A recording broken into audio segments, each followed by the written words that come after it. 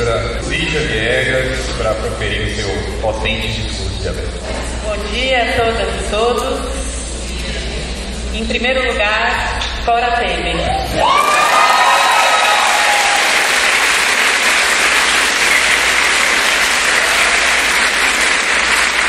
Em segundo lugar, fora Temer.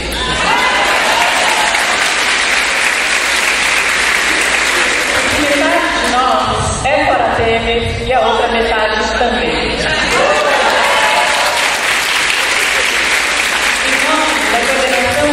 De especialização em Educação, Pobreza e Desigualdade Social, dou as boas-vindas a todas e todos os presentes nessa aula inaugural.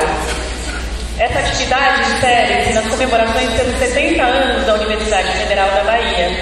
Assim, agradeço desde já ao magnífico reitor João Carlos Salles, pois, em contexto tão atribulado que envolve a realização do Congresso da UFBA, que se inicia semana que vem, mostrou enorme generosidade em abrir o Salão Nobre da Reitoria para nos acolher.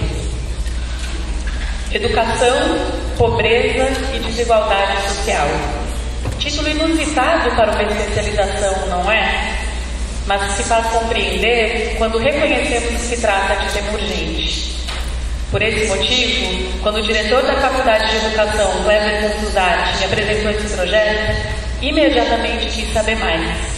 Aproveito para agradecer Cleverson, não apenas por nos confiar o projeto, mas essencialmente por nos apoiar em tudo o que foi necessário desde sempre. Em realidade, Cleverson é um entusiasta da FACED. De pronto, fui capturada pelo palco da proposta.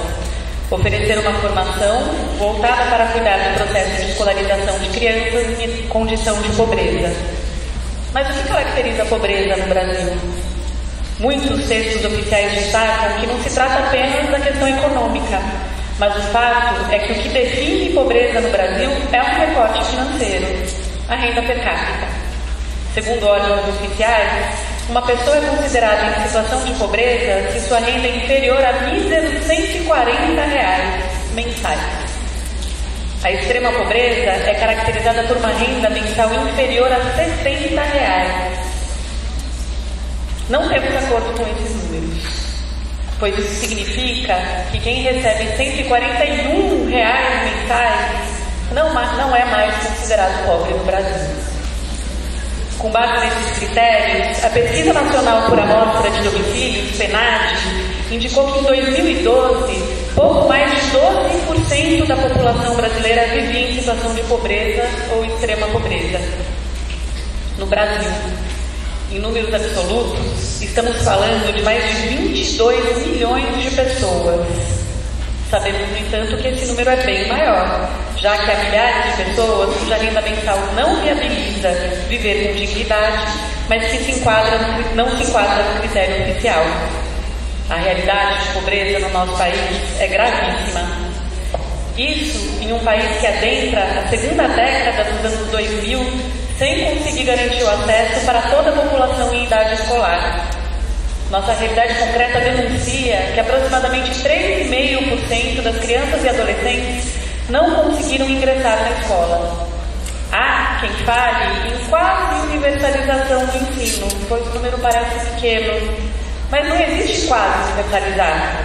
O fato é que a escola não foi universalizada. Em números absolutos, há mais de 1 milhão de crianças e adolescentes para quem a escola ainda não abriu as portas. Não é difícil imaginar o perfil. Os mais pobres, os que vivem em zonas rurais, os quilombolas, os indígenas, os que moram nas ruas, os que, além de deficientes, são pobres. É certo que nosso cenário já foi mais desolador. As políticas de distribuição de renda, em especial o programa Bolsa Família, que muito contribuíram para diminuir as aflições de milhares de famílias brasileiras. Diminuir e não terminar com elas. Crítica que não invalida a relevância da política em questão. Dentro da estrutura e das regras do programa Bolsa Família, para receber uma pequena transferência de renda, as famílias devem atender às chamadas condicionalidades, que se dão no campo da saúde, da assistência e da educação. No caso da educação, que nos toca mais diretamente, A condição para que a família receba o recurso é garantir a matrícula e frequência de crianças e adolescentes na escola. De fato, dados do Censo Escolar de 2013 indicam que naquele ano, mais de 16 milhões de estudantes da rede pública eram beneficiários do programa Bolsa Família, o que representa mais de 38% do total de alunos matriculados. Mas sabemos de longa data que acesso e permanência não é garantia de que o aluno vai se beneficiar da escola. Embora em 2014 91% dos alunos brasileiros tenham passado de ano, tais dados, se contrastados com o resultado da Prova Brasil, para a qual temos críticas, mas revelam elementos, realizada em 2013, mostram que tal aprovação tem sido desacompanhada do aprendizado dos conteúdos escolares esperados para a etapa em que eles se encontram. Em nível nacional, apenas 40% dos alunos do 5º ano têm o domínio esperado do português. No caso da Bahia, esse número cai para 20%. O mesmo vale para a matemática. No Brasil, o vergonhoso número de 35% de aprendizado adequado para o 5º ano, quando contrastado com 16% no caso específico da Bahia, nos mostra que nossa situação é calamitosa. Tais números são piores no cenário do 9º ano. No Brasil, 23% dos alunos aprenderam português e 11% matemática. Na Bahia, 13% para português e 5% para matemática. O que esses dados minimamente revelam é que o acesso à escola ampliou-se no Brasil, embora ainda não tenha sido universalizado. E isso não tem sido sinônimo de democratização do conhecimento socialmente acumulado e valorizado como essencial para se viver dignamente numa sociedade letrada e de capitalismo periférico. Essa é uma situação que se arrasta em nossa história, tornando-se pauta de alguns grupos de pesquisa no país. Dentre os pesquisadores de maior relevância no debate do tema, destaca-se Maria Helena Souza Pato, que temos a honra de ouvir daqui a pouco. Aproveito para agradecer enormemente seu aceite em estar conosco hoje. Pato dedica-se, desde o final da década de 70, a pesquisar o fracasso escolar no Brasil e sua articulação com a desigualdade social, apontando de forma crítica e contundente a presença de preconceitos de classe, de raça, de gênero, que tanto insiste em se fazer presente no nosso país. Basta reconhecer que ainda hoje impera no Brasil o olhar para os pobres, colocando, na melhor das hipóteses, como suspeitos. E suspeitamos. Ora de sua capacidade cognitiva, ora de sua conduta moral. E de suspeitos, os pobres passam a engrossar tristes estatísticas do sistema carcerário, de desemprego ou subemprego, do fracasso escolar. São os pobres os mais atingidos por balas perdidas, balas que a jornalista Eliane Brum melhor nominou como achadas, já que encontram corpos sempre nos mesmos bairros, geralmente aqueles nos quais o único aparelho estatal que entra e sem pedir licença é a polícia. Vivemos no Brasil uma verdadeira política de extermínio. Esse curso, portanto, é voltado para uma parcela da população que, desde a chegada dos portugueses no Brasil, tem vivido golpe atrás de golpe.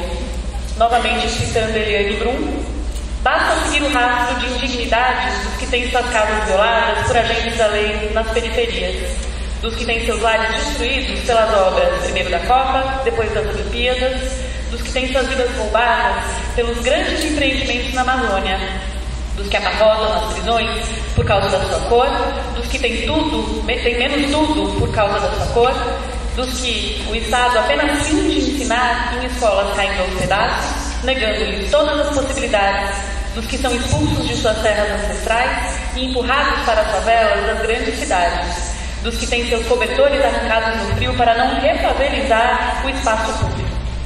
Basta seguir os que morrem ou os que são mortos para saber onde está o golpe e quem são os golpeados.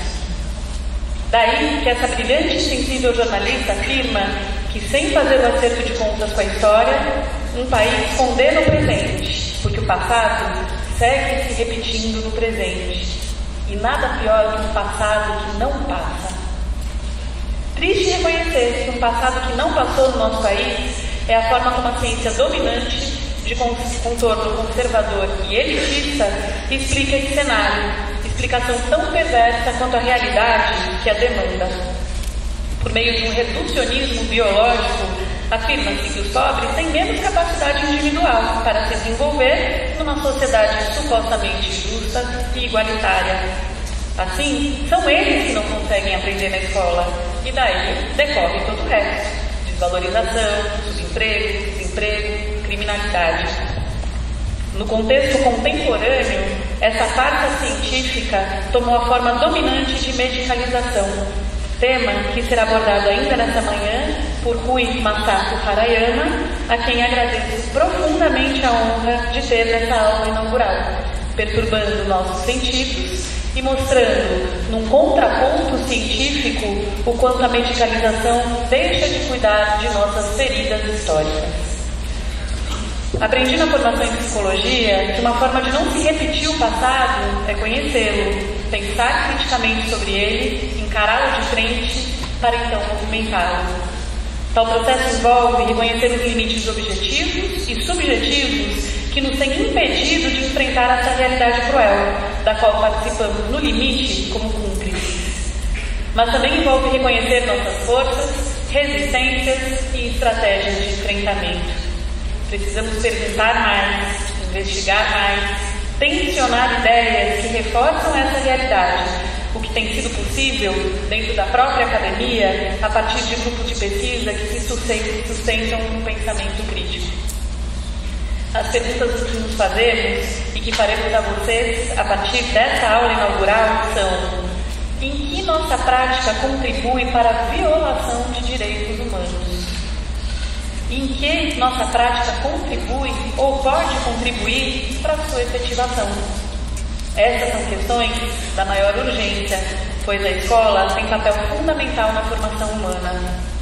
Por esse motivo, quando vi a possibilidade de coordenar a iniciativa Educação, Pobreza e Desigualdade Social, que para além desse curso de especialização também envolve a produção de uma pesquisa e a realização de projetos de extensão, me vi convocada a aceitar. Desde então, uma questão fundamental mobilizou a construção desse curso.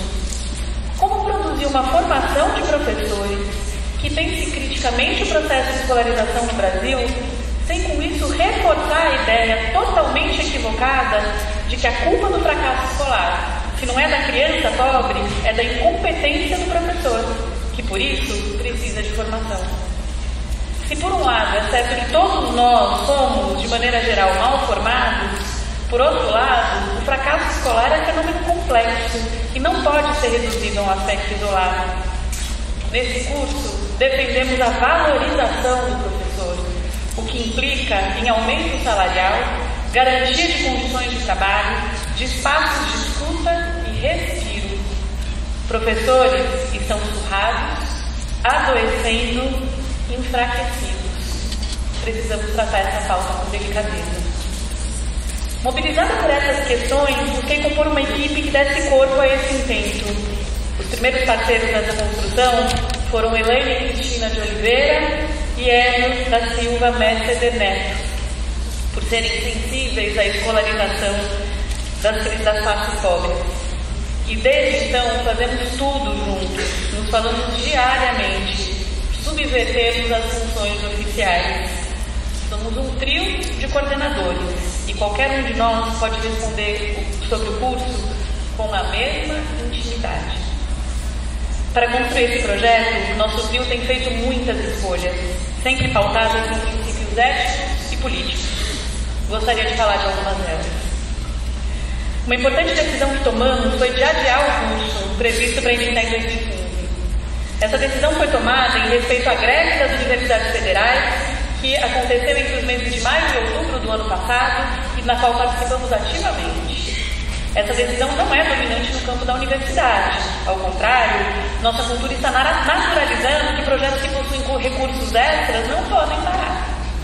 Na contramão dessa prática, resistimos e defendemos uma universidade na qual tais recursos sejam incorporados ao salário dos professores, que, bem remunerados, assumem projetos de ensino, pesquisa e extensão sem a necessidade de discutir disputar editais ou contar com a sorte de ter um projeto com seu perfil e com recurso disponível.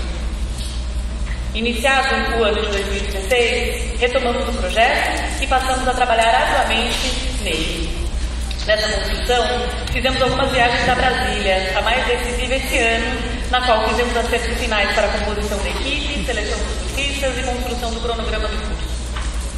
Em todo esse processo, sempre contamos com a atenção, competência e simpatia de Carlos Vinícius Pitanga Barbosa, e por isso, lamentamos que ele não esteja presente hoje para ouvir sobre sua importância na nossa construção. Não poderia deixar de contar sobre nossa última viagem a Brasília, exatamente na semana em que foi realizada a votação do impeachment pelos deputados. Encontramos uma cidade dividida pelo muro da vergonha, assinando conflitos e pouco contribuindo para o enfrentamento da nossa crise política, econômica e essencialmente ética. O resultado desastroso da votação conhecemos, e o contexto político atual é temerário. Os vários ataques que a educação vem sofrendo ao longo da nossa história ganharam um contorno grotesco no momento atual. Estamos vivendo um inconcebível, sintetizado na reunião patética que o ministro interino da Educação, com Alexandre Frota, e no assustador projeto Escola Sem Partido, que nada mais é do que a lei da mordaça, tentando impor goela abaixo uma escola sem pensamento crítico, sem debate, sem discussão. Uma escola que não forma cidadãos. Mas os absurdos continuam. A exclusão do debate sobre gênero e sexualidade na escola, em um país que ainda pratica estupros coletivos, linchamento e assassinato de mulheres, homossexuais e transexuais. E precisamos falar do desrespeito à laicidade da escola, em um país em que as religiões de matriz africana são especial alvo de preconceitos e ataques, muitas vezes apauladas. Esses projetos medonhos têm nos conduzido de forma veloz à Idade Média, de onde o pensamento de seus idealizadores nunca saiu. E se a educação está sob ataque, a Secretaria de Educação Continuada, Alfabetização, Diversidade e Inclusão, a SECADI, que abriga esse nosso curso, é a mais ameaçada. Ora, nossa elite nunca se interessou por alfabetizar e educar a população pobre do Brasil, muito menos informar para a diversidade e inclusão. A revelia de todos esses ataques, decidimos seguir o curso adiante, pois ele é uma prática de resistência. Aqui formaremos para o enfrentamento de todas as formas de preconceito e intolerância, o que explicita o caráter político do curso. Outra importante escolha feita por nós envolveu os critérios para a seleção dos cursistas.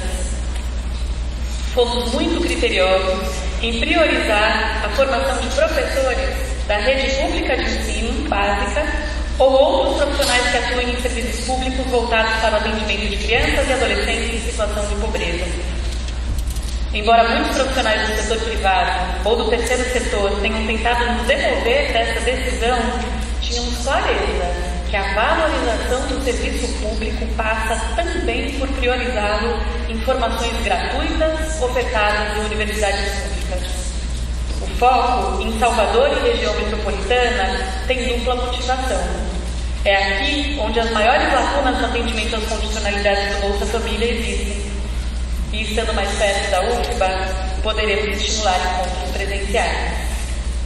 Nosso curso é composto por 347 mulheres e 54 homens. 199 dos nossos cursistas se declaram negros, 115 pardos, 49 não declararam, apenas 36 são brancos e temos um indígena e um que se declara amarelo. 350 atuam na educação pública e 51 em outros aparelhos do Estado. 237 moram em Salvador, 130 na região metropolitana e 34 em municípios do interior. As idades são 80 com idades variando entre 20 e 30 anos, 293 com idades variando entre 31 e 50 anos e 28 acima dos 50 anos. Também tivemos que escolher das nossas escolhas, contra a nossa vontade, nos enveredar pelo universo da burocracia universitária e temos enfrentado desafios nesse labirinto. A força da burocracia tem sido tal que chegamos a temer que ela se constitua em outro pé da universidade. Ensino, pesquisa, extensão e burocracia. Se permitirmos, a universidade deixará de ser calcada num tripé e passará a ser um quadrúpede. Sabemos as regras, seguimos todas, mas chocados com o exagero. Nossa teimosia foi importante tempero nessa luta diária para que pudéssemos estar aqui hoje. Nesse campo, não posso deixar de agradecer Meire Góes, do Núcleo de Extensão da FACEB, e Joana Angélica, do setor financeiro da FACEB. Ambas sempre prontas a nos ajudar em todos os trâmites que nos são estrangeiros e desgastantes. Também não poderia deixar de falar da composição da equipe. Cada uma das 44 pessoas que se juntaram ao trio foi escolhida criteriosamente para compor essa equipe, considerando a relevância de sua produção acadêmica e científica em uma perspectiva crítica. Como o papel de cada um será apresentado de forma detalhada no período da tarde, vou apenas falar os primeiros nomes e suas funções. Os professores formadores de módulo Marcos, Magali, Gilcele, Hélio e Elza. Os professores formadores de pensamento crítico, Cássio, Silene, Denise, Luciana, Marcos, Celeste, Milena, Walter e Vladimir. Os tutores, Adriana, Antônio, Caio, Cristiane, Cristiano, Débora, Edilamar, Ian, Iveson, Jamile, Luiz Gustavo, Maeve, Maíra, Maiara Damasceno, Maiara Pinheiro, Michele, Ricardo e Wagner. O técnico de ambiente virtual de ensino e aprendizagem, Walter, a professora de apoio pedagógico ao ambiente virtual, Adna, e agradecemos as colaborações de Nícia. Os estagiários, Tito, Osvaldo e Diana. As pesquisadoras, Isabel e Selma, e suas bolsistas de iniciação científica, aprovadas em 2 editais da UFBA, Emília, Enari, Kelly e Tayane. As secretárias Lara e Ciomara. E para essa aula de hoje foram selecionados monitores: André, Ariane, Daniele, Clécio, Liliane, Graça, Nájila e Thaís. Quero agradecer também o Tomás, técnico de som, que generosamente está presente no nosso encontro de hoje. Mas dentre nossas decisões, a primeira e mais importante escolha que fizemos, bastante ousada, eu diria, foi aceitar coordenar esse curso. Ainda que nenhum de nós tenha experiência com educação à distância. O que nos trouxe ao curso foi a experiência no objeto de estudo e não no seu formato, até por termos críticas importantes em relação a essa modalidade de ensino. O alto índice de evasão, motivado muitas vezes justamente pela distância que a EAD impõe, Só para citar um exemplo, eu tenho excelente trânsito pelo mundo virtual, mas uma agoniazinha na hora de entrar no mundo.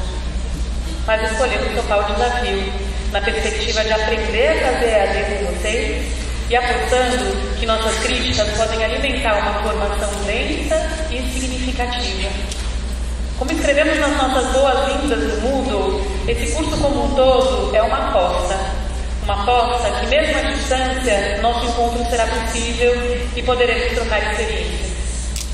Falar dos nossos problemas no chão da escola, discutir conceitos importantes e ampliar nosso olhar sobre esse complexo fenômeno que é a relação entre educação, pobreza e desigualdade social. Sabemos da dificuldade de se realizar uma especialização com poucos encontros presenciais.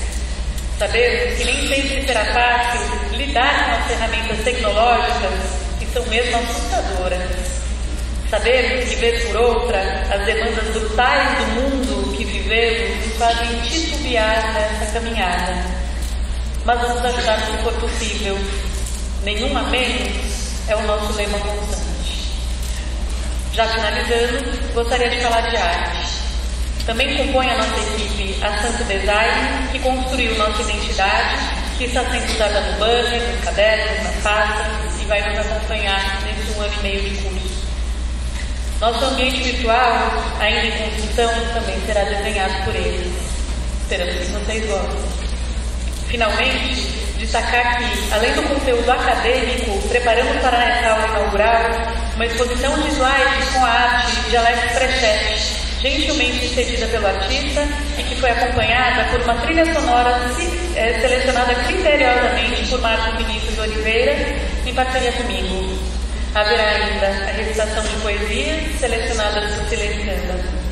A presença da arte nessa aula vem apenas para afirmar, em ato, que nossa luta é por delicadeza. Bem-vindas e bem-vindos.